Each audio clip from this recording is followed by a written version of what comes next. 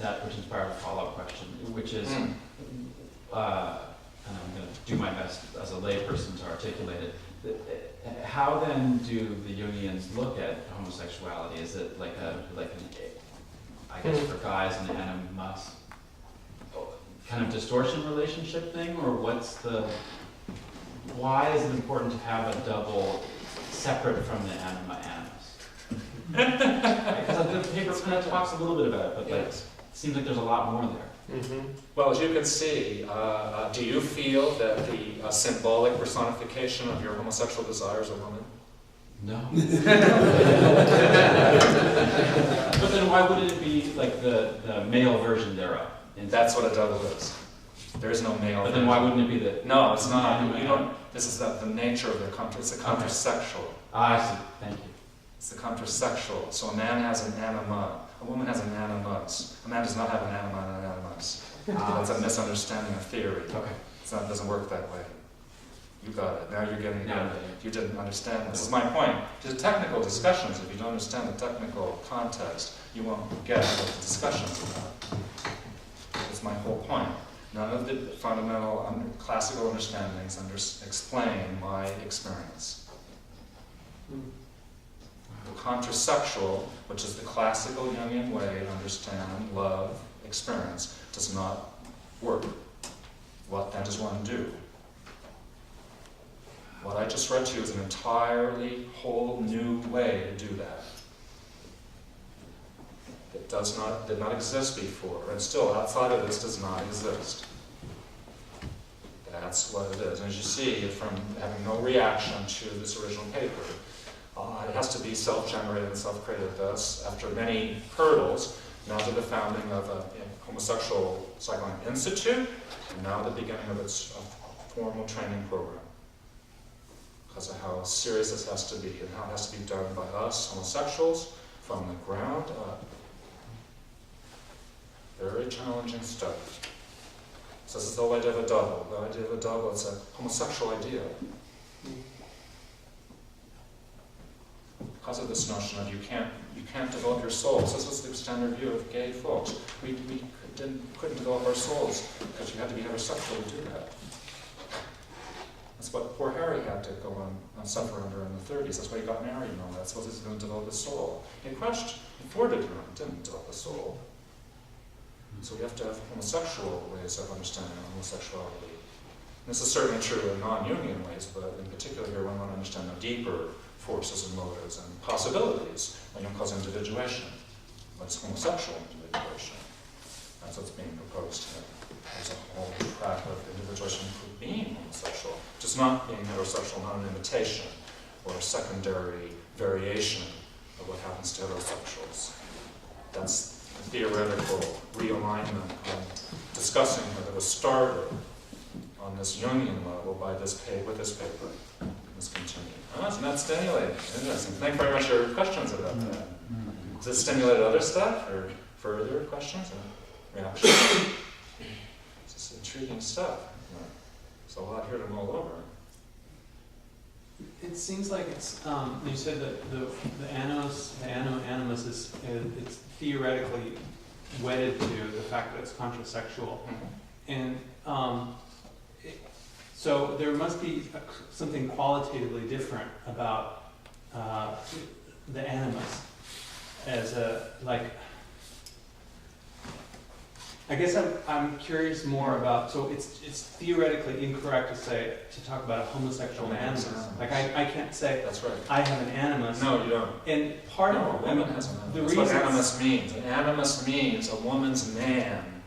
Okay, that's what animus feeling, means. right? It has a different quality to it. What different? What do you mean? An animus. The word animus means a woman's man. Okay, that's what the term refers to. I don't mean an outer man.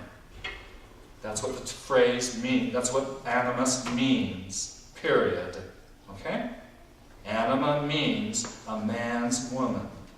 That's what it means. Okay? Now you have it. Okay? Now try. Well, but it's yeah. Yes. So it's yes. then it's not just the idea of that it's a man's woman. It's yes. that creates a flavor of, I'm trying to Yes. think about how it creates a breeder flavor to the male. I don't know if that makes sense, but it's No, like, go on. because there are people like Robert Hopke will Yes, say, yes. well, we just have a male anima. He rejects the idea of the double and says homosexuals have a male He's anima. not rejecting the idea of a double. He's rejecting calling it a double. He very explicitly says it. He says that Mitch is right. He doesn't say Mitch is wrong. Right? He says Mitch is right. Okay. He says I'm rejecting calling it a different name. It is the same idea. He's just saying not to go with this different word for it. But it's important to go with a different word because it's more than it's not just a word. It's a Right. different quality. That's a different image. What is a male anima? Doesn't that sound absurd to you? Yeah. Well, here you are. So right away, the same thing that's called male anima or double, you see the one how demeaning it is, whereas the other is mystical. How is the phrase male anima mystical? A male man's woman? It just sounds weird. Of course, it's absurd, you see? Don't some of them say that we're homosexual men, and therefore as men we have an anima, but instead of projecting it on a woman, we identify with it. This is a part of Hopke's analysis. Sort of a pathological thing going on with us, according It doesn't have to be pathological. Oh, okay. So gay men still have an anima. Yes. So this is Hopke's problem. So if we follow Hopke's way of trying to understand this stuff rather than my way, so Hopke's really reacting to my intent, okay? So Hopke is really fudging around. We both, and homosexuals both have a female anima and a male anima. It's as if we have a subsidiary situation where the animas become devolved into two sets. One is the regular anima, that all men have an anima, okay? But then there's, in addition to that, there's this male anima, love soul object figure. That's Hopke's way of saying there's a double without saying there's a double. So I'm talking about the soul figure, whatever we call it. Okay? Meaning when you see this figure, you feel your soul aflame, in essence, and nothing less than that. So that's what I'm talking about. Okay. So as you experience that, you're not experiencing this. The thing that's causing you to get excited is not an anima figure. Okay? Now he could describe the body of your passion, the way in which your passion is embodied in your feeling experience as anima. Okay? But it's within the context of this object that's excited your love, and the whole phenomenon of your feeling of love, which is this male figure. Or we get to a more technical level, is a compatriot penis. It's a penis-to-penis thing. That's why I call it the double. Okay? I don't mean person to person, I mean penis to penis. Or the equivalent for females. That's why I call it the double, because as you well know, for any of you who've been with your penis with another penis, what is more apt way to describe two penises together than this way? It's one penis to another, and each penis to another looks like a reflection of each other. It's a reflection through the beauty of this. Everyone's unique. How beautifully stimulating and exciting that is, one penis to another. That's the relationship I mean by the word double. It's an intimate, inside, secret meaning, but nonetheless it's there for anyone who's interested in that. Yeah. So you're absolutely right that this is not the experience of anima as understood heterosexually. So I have a more subtle differentiation of these positions eventually that includes all of them. Okay. So I'm saying that the experience of romantic love, okay, includes both an anima and a double figure. But the valence of them erotically vis-a-vis the ego figure depends on another factor, not in amongst those three, the anima, the animus, and the ego. There's another factor called eros, or Jung calls them the god of love, eros, or the god of the libido, the energy of the psyche. Eros is the intelligence of the energy of the psyche. So this eros is thought to be a more fundamental level of agency in the psyche than these forms of ideas called archetypes, in the sense of archetypes as things. So the double is like a thing, the anima is like a thing. Okay? Underneath them is like a process of being. Okay, that's more like the eros itself, the process of being itself. Okay? So I'm saying there's another whole level to understand this stuff, which is the level of eros. And eros determines how this configuration of the ego, the anima, and the animus works out erotically. It's always there, it's always a triangle, I'm saying, in terms of how one's eros is activated. But the configuration amongst the arrangement of the emphasis is determined by this underlying intelligence of the libido, the eros. The eros may choose, there are a variety of forms, it may change, it's choice even, you know?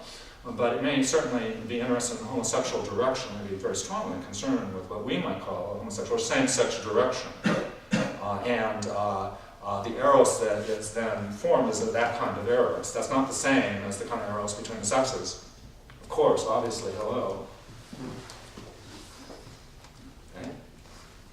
So we must get to a level of analysis that appreciates, that distinguishes that, because obviously then if we're taking up a homosexual point of view, we have an implicit analysis as aspects of postmodernism treatise. We have an implicit deconstruction of heterosexuality by doing so, by taking up a homosexual position, rather than, like Hockey does, taking up another compromised heterosexual position on homosexual phenomena. And you're right, if you imply at least, Bryce, that there is a kind of daring implication, a kind of very bold, pushy position, attitude in saying, well, we might call this thing a double rather than an anima/animus, in terms of its relation to romantic love. When a double is involved with romantic love, it is qualitatively different, just as anima and animus are qualitatively different experiences to men and women. And you can't take them out of this way, because where they're gendered. So you have a different arrangement of genders, I'm saying. So gay men have an inner female too. All men have an inner female, all women have an inner male. It's how do we all align vis-a-vis these genders? Our literal gender, our inner symbolic gender, and then the spirit of this great drug of eros, which has its own interest. It's not a child of gender, this eros. It's its own autonomous interest. Jung argues very forcefully on the autonomy of the psyche itself. I mean, psyche is not the product of anything physical. It's its own legitimacy, its own legitimacy. How do we begin to appreciate that more and more seriously? Well, we can only do that in the particular forms it comes to us. So here I'm addressing this homosexual form because of how dramatic it is, to me personally, in my experience, as well as obviously culturally and socially, as well as the great power it intimates, the power of enlightenment, the power of growth, the power of change, the power of challenge. For certainly this time and place, a very stuck, very desperate time and place that we're in, and the humanities are now on the planet Earth. This is why this direction is needed. So, this, by the way, this way I'm touching on now begins to be Jungian and political. The latest issue of the Jung Journal of San Francisco features several articles, new articles, addressing new aspects of this whole direction that I'm here naming Jung and political, Jungian and political. I suggest we're going to see more and more of this kind of hybrid development of a politics which understands human behavior from the basis of psychology and becomes more and more psychologically aware and more encouraging that politically and directly amongst people.